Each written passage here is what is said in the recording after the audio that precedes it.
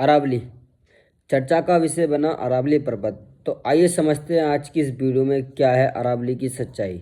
साथियों बता दूं, अरावली एक हिमालय से भी पुराना पर्वत श्रृंखला है जो कि 3 राज्यों और एक केंद्र शासित प्रदेश से होकर गुजरता है।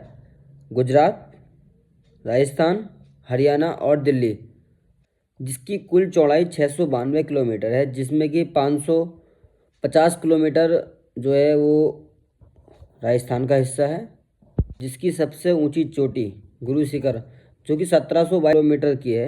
साथ ही नवंबर 2025 में पर्यावरण मंत्रालय द्वारा एक रिपोर्ट जो है पेश की जाती है सुप्रीम कोर्ट में, जिसमें लिखा होता है कि जो चोटियाँ 100 मीटर से कम है, यानी कि जिनकी ऊंचाई 100 मीटर नहीं है, वो अरावली नहीं है, वो अरावली की रेंज में नहीं आती है। और जिन चोटियों के बीच की दो दूरी है वो 500 मीटर से ज़्यादा है, वो भी अरावली पर्वत में नहीं आती हैं। साथियों बहुत पुरानी पर्वत श्रृंखला होने के कारण बारिश के चलते और हवाओं के चलते हुए इनके जो बीच की दूरी है वो ज़्यादा हो गई है, और जो ऊंचाई है वो काफ़ी समय के होने की वजह से थोड़ी कम हो गई है। अभी जो सरकार का जो नियम है जिसकी ऊंचाई 100 मीटर है नहीं है, वो पर्वत श्रृंखला अरावली में नहीं काउंट की जाएगी। इसका मतलब 90% जो पहाड़ियाँ हैं वो अरावली के बीच में नहीं रहेंगी, यानी कि मात्र 10% पहाड़ियाँ ही ऐसी ये जो उनकी शर्त है उसको पूरी कर पाएँ। साथ ही जब ये रूल फॉलो होगा, यानी कि 90% जो पहाड़ियाँ हैं वो अरावली से ख़त्म हो जाएंगी, यानी कि उनमें फॉरेस्ट जो रूल लगता है वो ख़त्म हो जाएगा, यानी कि उसमें गैरकानूनी खनन, पेड़ों का कटान इत्यादि जैसी चीज़ें चालू हो जाएंगी, जिसके चलते हुए कितने नुकसान होने वाले हैं। तो आइए जानते हैं कि अरावली के न रहने पर क्या क्या दिक्कतें, क्या क्या परेशानियां आम आदमी को और जानवरों को सहन करनी पड़ेंगी।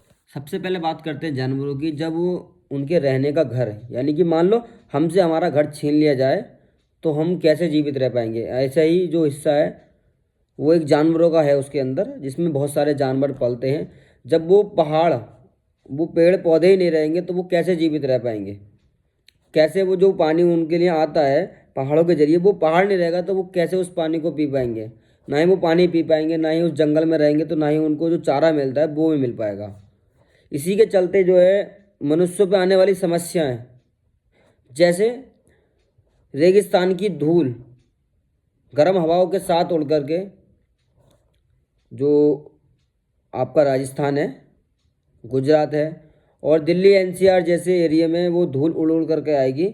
मतलब ऐसा मानो कि आम आदमी का जीना एक मुश्किल हो जाएगा। वहाँ पे सूखा पड़ जाएगा, ना ही खेती होगी ना ही पानी हो पाएगा ठीक से, तो कैसे जी पाएगा आदमी। इसके ही चलते बहुत सारी समस्या आएंगी, पानी की कमी होगी, खाने की कमी होगी, और देखते ही देखते